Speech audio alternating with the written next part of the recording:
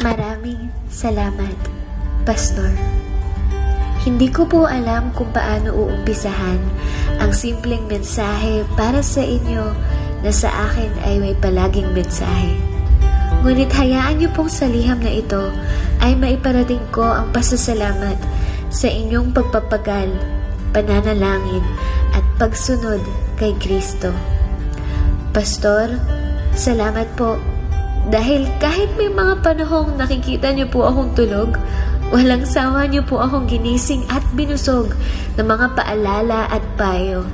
Idagdag pa po ang mga biro ninyong minsan ay tagos sa puso at minsan naman ay sadyang nakakatawa naman po.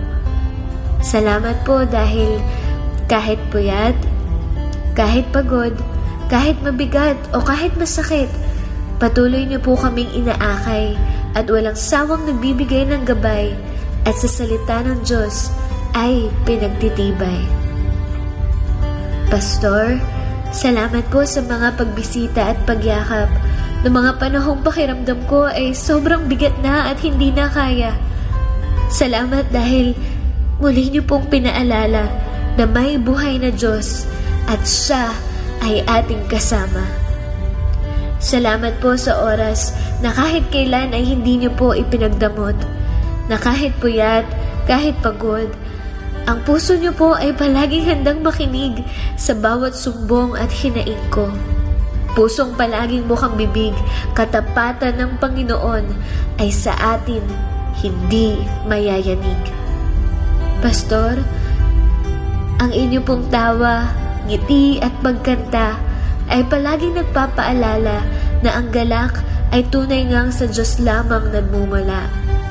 Salamat po dahil palagi niyo pong pinapaalala na si Jesus lamang ang tunay na bida at sa buhay na ito, siya lamang ang mahalaga. Maraming salamat po dahil kayo ay daluyan ng lakas, pag-ibig at naging daan upang ang tulad ko ay makakilala kay Kristo. Tunay po kayong biyaya sa amin. Mahal po namin kayo.